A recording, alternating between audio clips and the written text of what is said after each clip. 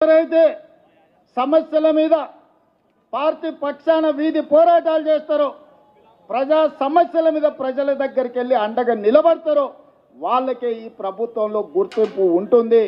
నాయకుడు నాకు తెలుసు కాబట్టి నాకు పదవి వస్తుంది, లేదంటే ఢిల్లీలో నాకు ఎవరో ఉన్నారు, ఢిల్లీ కోటాలో ఇక్కడ ఏదో వస్తుంది అని ఎవరన్నా అనుకుంటే అది భ్రమనే అని చెప్పి నేను ఈ సందర్భంగా స్పష్టంగా నేను చెప్పదలుచుకున్నాను. ఢిల్లీ నుంచి కాదు, గల్లీ నుంచి రావాలి పైకి.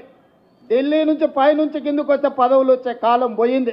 గల్లీలో పేదల మధ్య ఉండి పేదల సమస్యల మీద కొట్లాడిన వాళ్ళకి తప్పకుండా అవకాశం ఉంటుంది. ఖానాపూర్లో మనం ఒకరికి ఎమ్మెల్యే టికెట్ ఇచ్చిన వెడమ బొజ్జు అని, ఇందిరమ్మ ఇంట్లో ఉండే ఒక యువకుడికి ఈరోజు ఎమ్మెల్యే టికెట్ ఇస్తే ప్రజలు గెలిపించారు. పైసలు చూసి గెలిపియలే, ప్రజా బలాన్ని చూసి ఎమ్మెల్యే గెలిపించారు. తుంగతుర్తిలో మందుల శామెల్ కావచ్చు, లేకపోతే షాద్నగర్లో ఈర్లపల్లి శంకర్ కావచ్చు. ఇట్లా చాలామంది ఇప్పుడున్న ఎమ్మెల్యేలు ఈ ఎన్నికల్లో కేవలం డబ్బులతోనే ఎన్నికల్లో గెలిచినామని ఎవరన్నా చెప్పినా, ఎవరన్నా అనుకున్నా తప్పే. డబ్బులతోనే గెలిచేటట్టు ఉంటే చంద్రశేఖరరావు 100 సీట్లు గెలిచేటోడు. లారీలో కొద్ది పైసలు ఉన్నాయి ఆయన దగ్గరనే కాదు, ఆయన కొడుకు దగ్గర, ఆయన బిడ్డ దగ్గర, ఆయన అల్లుని దగ్గర, ఆయన సడ్డకు దగ్గర, అల్మారీలలో బీరువాలలో కాదు లారీల నిండా రూపాయలు ఉన్నాయి. మరి వాళ్ళు సీట్లు ఎందుకు గెలవలేదు? కామారెడ్డిలో చంద్రశేఖరరావుని బడకేసి కొట్టిరు ప్రజలు. కాబట్టి ఇవాళ సొమ్ములతో ఎన్నికల్లో గెలుస్తామనే విధానాన్ని మర్చిపోండి.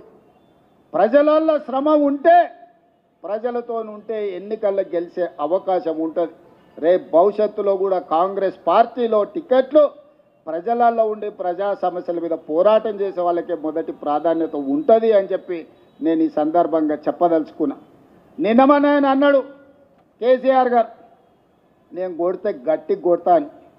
నేమన్నా చెప్పిన, అయ్యా ఏందయ్యా కొట్టడానికి, అది ఏమన్నా ఫుల్లా ఆఫా గట్టి కొట్టడానికి అని అడిగిన. చంద్రశేఖరరావు గారు ఈ వేదిక మీద నుంచి చెప్తున్నా, నీ గట్టి కొట్టాలంటే నీ కొడుకును వంగబెట్టి కొట్టు. ఎందుకంటే ఆయన తిరుగుళ్ళు చూడు, అటు చేసే వ్యవహారాలు చూడు. నీ బిడ్డను 2 జప్పరి, ఎందుకంటే లిక్కర్ దందాలో ఉండి ఈడ నిన్ను ఓడించిందే కదా, ఆడ కేజ్రీవాల్ కూడా మింగేసింది. నీ అల్లుడు భూదందాలు సప్పరి, నీ అల్లుని పట్టుకొని 4 గట్టిగా కొట్టు. వాళ్ళను కొడుకుని కొట్టు, అల్లుని కొట్టు, బిడ్డను కొట్టు, సడ్డకుని కొడుకుని కొట్టు, గట్టి కాదు కట్టె తీసుకొని కొట్టు. వీళ్ళు చేసిన దుర్మార్గాలు తెలంగాణ సమాజం చూసింది కాబట్టే నిన్ను గట్టిగా వంగబెట్టి కొట్టింది తెలంగాణ సమాజం అని చెప్పిన చంద్రశేఖరరావుకు ఆయనకు చెప్తున్నా. ఇక ఆయన ఊరిస్తున్నాడు, ఇక నేను వస్తున్నా బయటకి అని. అయ్యా నువ్వు బయటకు వచ్చినప్పుడు, నువ్వు కుర్చీలో ఉన్నప్పుడే మా యూత్ కాంగ్రెస్ కార్యకర్తలు నిన్ను బండకేసి కొట్టిరు. మళ్ళీ వచ్చేదేముంది? నువ్వు ముఖ్యమంత్రిగా ఉన్నప్పుడు, నీ పార్టీగా అధ్యక్షుడిగా ఉన్నప్పుడే మా యువజన కాంగ్రెస్ పిల్లలు నిన్ను బండకేసి కొట్టి ఓడగొట్టి ఇంట్లో ఊసబెట్టిరు. ఇవాళ కేటీఆర్ గారు ఊర్ల మీద తిరుగుతున్నాడు, కొత్త బిచ్చగాని పొద్దుగుర్తు ఎరగాడని. 10 ఏళ్ళ అధికారంలో ఉన్నాడు, డబుల్ బెడ్రూమ్ ఇల్లు ఇస్తాను ఇయ్యలే, ఇంటికో ఉద్యోగం ఇస్తాను ఇయ్యలే, దళితులకు 3 ఎకరాల భూమి ఇస్తాను ఇయ్యలే, డబుల్ బెడ్రూమ్ ఇల్లు ఇయ్యలే. ఇట్లా చెప్పుకుంటా పోతే 100 హామీలు ఉన్నాయి. 10 ఏళ్ళు అమలు చేయలేదు. 7 లక్షల కోట్ల రూపాయలు అప్పు తెచ్చాడు. 10 నెలలు కూడా కాలేదు, అప్పుడే బిచ్చగాని గంగిరెద్దులో సంక్రాంతి పూట గంగిరెద్దుల్లో వచ్చినట్టు ఊరు తిరుగుతున్నాడు. ఈ ప్రభుత్వం ఏం చేయలేదని. ఈ ప్రభుత్వం 5 ఏళ్ల కోసం ఎన్నికైంది. మొదటి సంవత్సరంలోనే 55,000 ప్రభుత్వ ఉద్యోగాలు ఈ ప్రభుత్వం ఇచ్చింది. మొదటి సంవత్సరంలోనే 25,50,000 మంది రైతులకు 21,000 కోట్ల రూపాయల రైతు రుణమాఫీ చేసింది.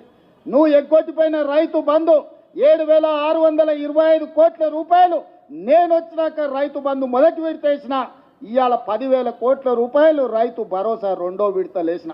ఆడబిడ్డలకు బస్సు ఉచిత ప్రయాణం అన్నం ప్రతి నెల 400 కోట్లు, దాదాపుగా ఈ సంవత్సరంలో 4,000 కోట్లు ఆర్టీసీ కార్పొరేషన్కు చెల్లించి 120 కోట్ల మంది ఆడబిడ్డలు ఆర్టీసీ బస్సుల్లో ఉచితంగా ప్రయాణం చేసింది. ఇస్తా అన్న 500 రూపాయల సిలిండర్ ఇచ్చినాం, 500 రూపాయల బోనస్ ఇచ్చినాం. రాజీవ్ ఆరోగ్యశ్రీ 10 లక్షల రూపాయలు ఇచ్చినాం.